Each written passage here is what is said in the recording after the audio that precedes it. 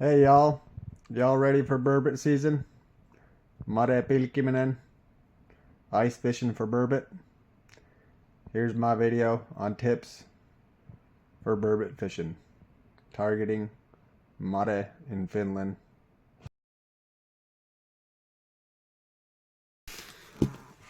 Alright, what time of the year, when to start targeting burbot?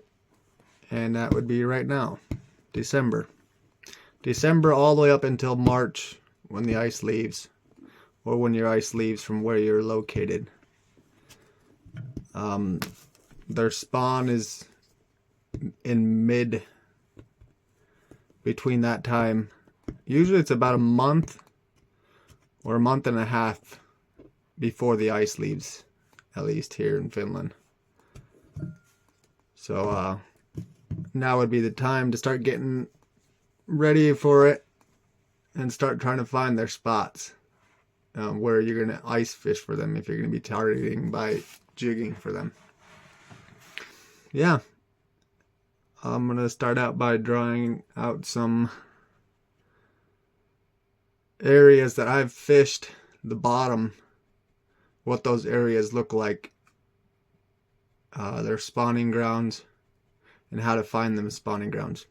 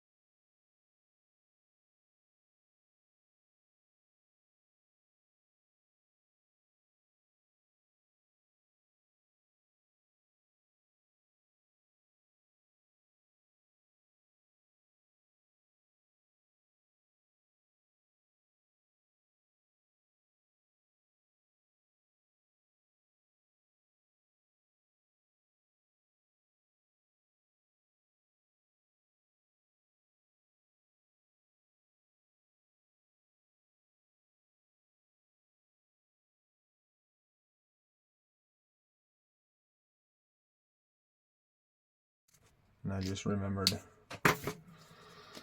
there is a point right here that comes out.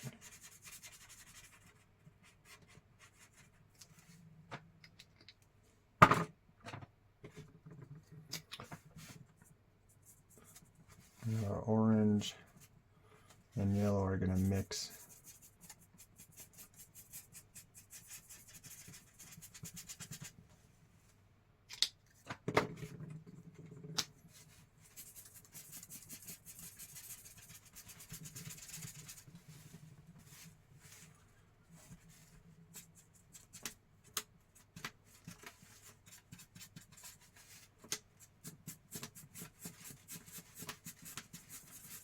I didn't have a larger piece of paper, but figured this is the best way I can explain it. So the spot where you want to be targeting these burbot, they're going to be coming up from the bottom of the river. They're going to be coming up from over here. Right here. In this area right here, where this splits two directions, we got about 7 meters. There's a hole there. I'm guessing most of the time in the day they're here, or else they're going down here, and there's about a 12-meter hole down on right here. So in the evening, when it gets dark, places you want to target them is going to be right here. We've got 4 to 5 meters. And then from here, this next line, we've got 4 to 3, 3.5, 2.5, and this is 2 meters.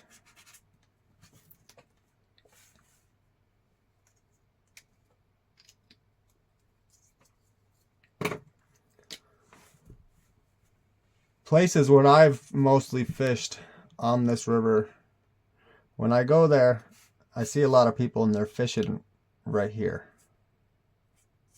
where that current is ripping by really quick. That edge is a lot sharper there. There's not much, there's a lot of boulders there, but it seems like those rocks are a lot bigger.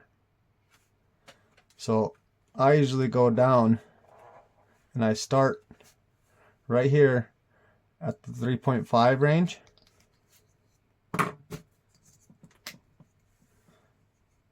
I'll start right here on this bend. And I'll drill holes from 3 meters all the way. I'm going to drill them about 10 meters apart until I hit that 4-meter drop. Sometimes I'll find a random 4.5 like pothole down here. So I'll go and try those first, and whichever one I mark, whichever one I get burbot on, then I'm going to work sideways from that one, going towards this other bank.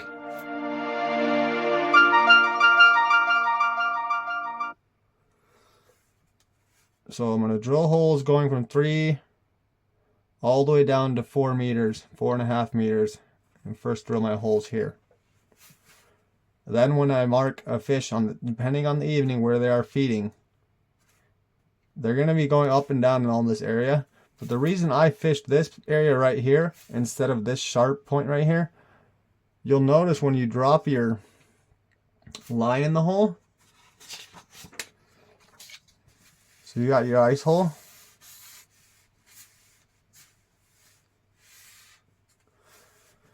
and you drop your line, comes through,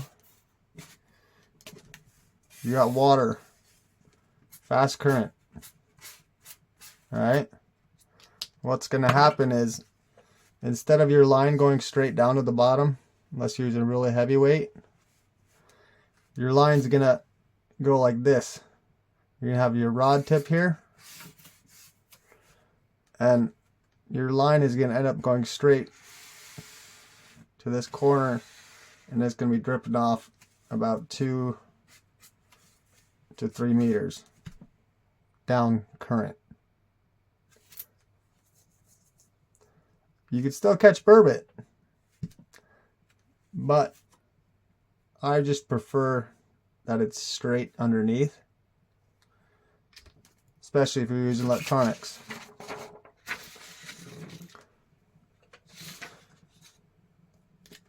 So I would go down, and an area where I fish is lower past where this fast current is splitting off. This faster current,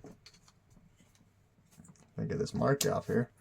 This faster current is splitting off here, and it's slowing down right here. It's getting a spiral right here because of this split. So it slows down right here, and it continues to go fast here, and that's why it digs this big, huge, there's a big pit there because it's digging that over time. So you got fast current here, and I'm gonna be fishing the spot where it's swirling. So what's happening is, you'll know if you're in the spot where it's swirling You got your ice hole.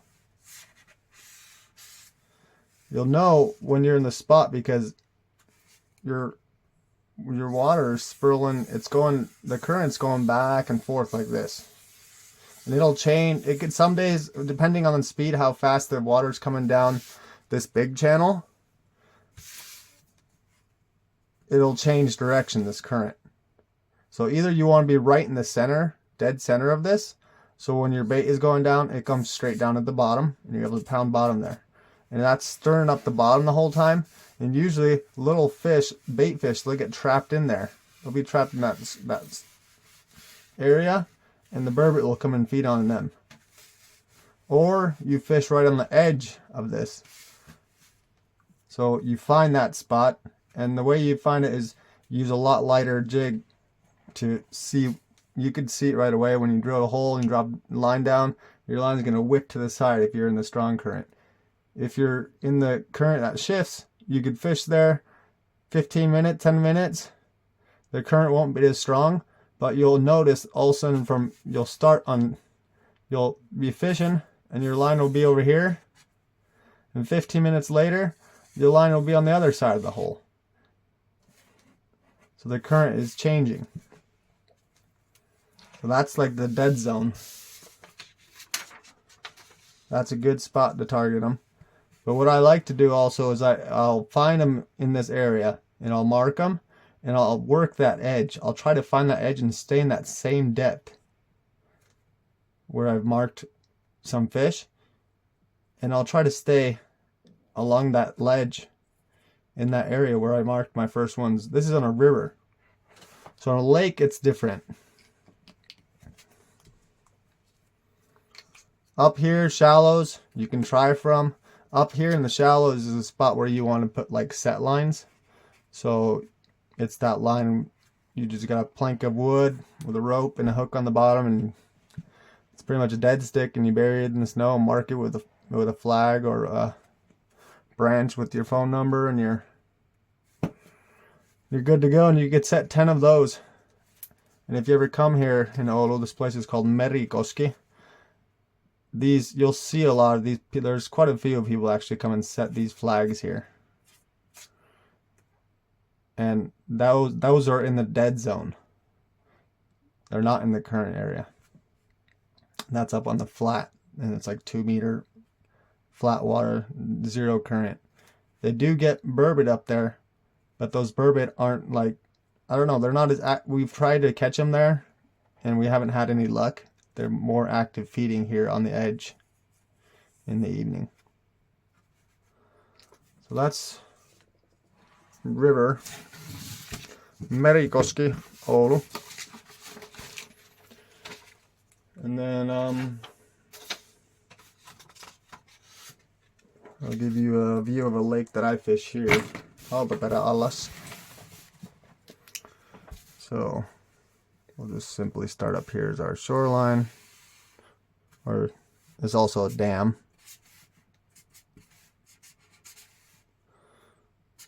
There's a big power plant over here. And there's this long point that comes out like this. Car is parked here. There's my car. It's parked right there. Big open lake. Only way to find this spot is using some maps, graphs of the bottom of the lake. Find online. I use Lawrence. I got their app, and I use their app to find this spot. So what I do, there's an island out here.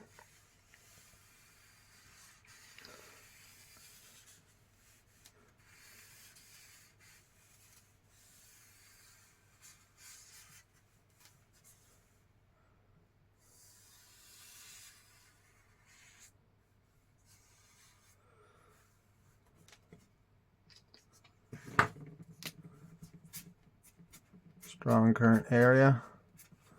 That is a power plant. Water is flowing out of there.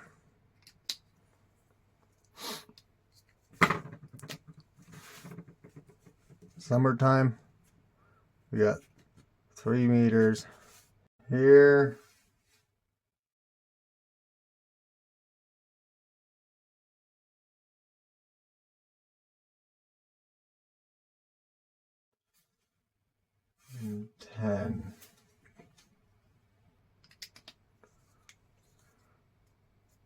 The water in this lake drops down 7 meters. So this, not fishable, 7 meters, not fishable. That's just going to come up to the surface. It's going to be right under the ice. Right here where the 7 meters is where the burbot are going to be. So right now that's 3 meters, 7 meters. Once the water level drops, this is going to be our 0. This is going to be 3. This next ledge most likely going to be 5 and 7. I think we had a max of, I think it's like 11 meters were left here of depth after the water's all the way down.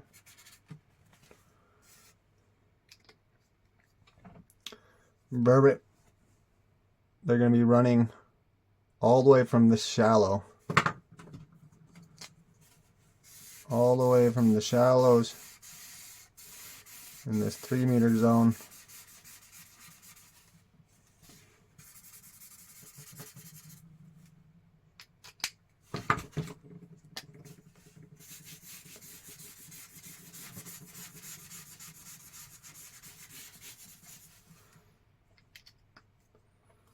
And there's a current here, but it's a real slow current.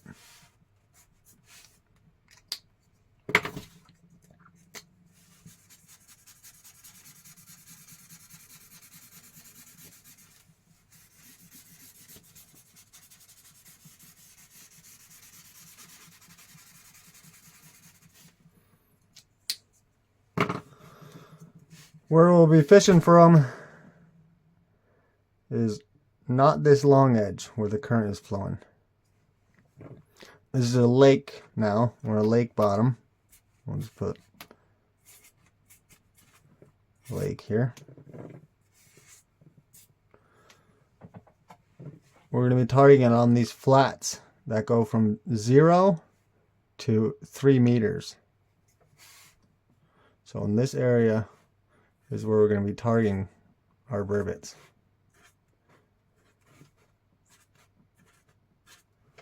This is a spawn area on a lake.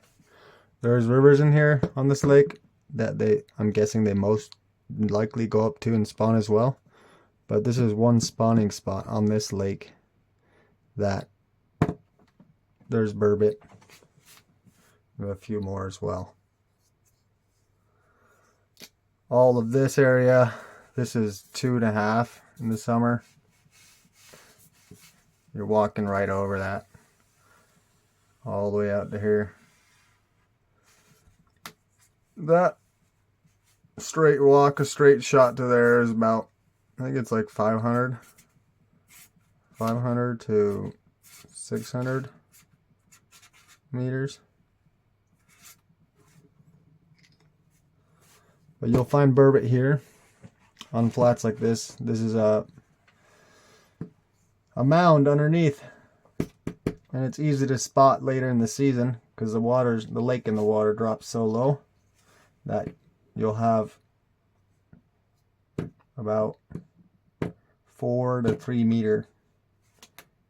I like to call them ice mountains on top of the lake, in the center of the lake.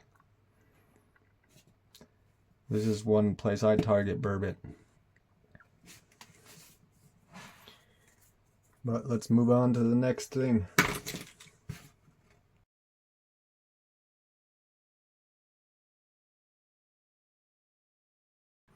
Grab this camera off of here. Flip it on over it. In the daytime, white jigs. So pretty much any white jigs you got laying around, don't be shy to use big ones.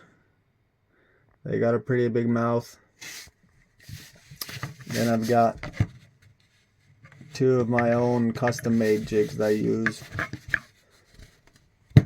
This one, I'll be able to show you how that works real quick. Let me set this camera up to the side here. The idea of this jig is this I like to use on lakeshore and river. Well, both places actually work good. So in the river, that is going to always stay, your jig's always, the back end's always going to be facing down. And with this one, I don't like, you can tap this one, but what I prefer to do with this jig is just have it on the bottom, and you barely have to move it like this. And then you can just lift up on it. Underwater, it tilts more with the weight. Underwater, it actually stays upright like this. Right here is another one that I designed of my own. I call it the camel toe jig. This one is a stand-up jig. And this one I use for thumping.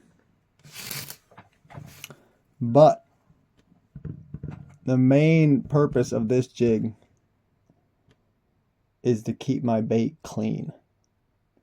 So when I've used, I don't even know if I have it, I might have a traditional jig in here. Let's see if I've got one of them. Traditional. Well, I don't have a traditional Burbot jig in here because I don't like them. I had one before and I got it, snagged it off the bottom from someone using last year and found it. So this is pretty much this is their difference. That's the difference of using a traditional jig compared to using my jig. I got a little heavier hook. So when you got fresh bait on here, you're banging the bottom, your bait's smacking in the mud, and it's just getting all muddy and mucky. The scent, it's losing scent, it's getting covered in mud. Another thing, your bait's laying on the bottom. That fish is gonna have a harder time picking it up off the bottom when it's laying on the bottom. And it ain't gonna stand up like that, because when you're banging, your knot's gonna get loose. You can cinch up your knot. You're gonna be fixing that knot the whole time to get your jig to stay up like that on the bottom. Most of the time you're gonna pull up, your jig's gonna come up like this. Your bait's gonna be all covered in dirt and mud. You gotta change it out. That's why I designed this one. I only have one size right now. It's 28 grams, but it's perfect. It works good. Keeps the bait up off the bottom, and it, it stays upright. It goes up and stays up on its own. You're pounding bottom. You're not even going up though. Most of the time when you're pounding for these fish, you're going up 5 centimeters at the max, dropping back down. But that guy is staying up off the bottom. Then I've got another one here with a glow tube. There's a DIY I have on my channel, how to make that. Made it last year. This one works really good for at night. Here's another glow tube. It's got a salt water tube over the plastic glow, and there's a glow in there as well, a glow stick. Those are the reusable, not reusable, but one-time use glow sticks. These ones last 8 to 12 hours. It's a mini. Let's see if I can get one out of here. Mini glow stick. They do have smaller ones. I haven't ordered them yet. I like these ones. They last, they're real bright. Let me turn off the light and see if one of those Yeah, this one's still glowing, and I used it about 3 days ago, and it's still got some glow left in it.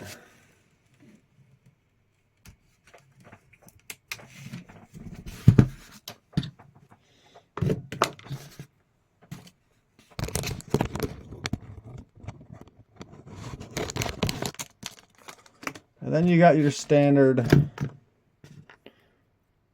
You got, I think Savage Gear made this one, but it's not a Burbot jig, but I use it for Burbot. I like to tip the tail of a fish on there and put a shrimp on the bottom. And this one I usually will glow up. It's a glow jig, so charge up. This one I won't even be hitting the bottom with. So this one glows pretty nice.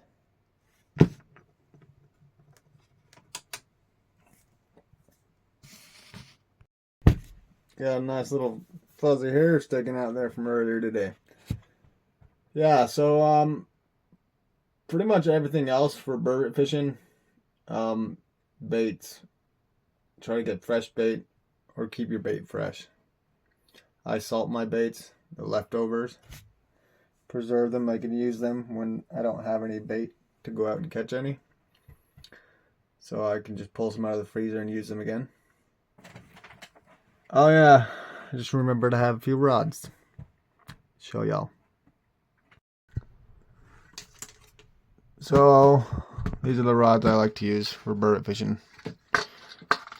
You want your rod to have a nice backbone, nice strong stiff backbone. This one I like using for shallow water, so from 1 meters to 3 meters depth in lakes. I don't like using this in a river. And then when I go river fishing and also lakes and deeper water, I use these two rods. These two rods here. This one I've got 8 kilo braid on it, and then I've got mono. It's 12-pound mono. And I also use these ones in the river, and I use these from deeper, from 3 to 5 meters in the river, and also up to 10 to 15 meters in lakes for targeting burbot.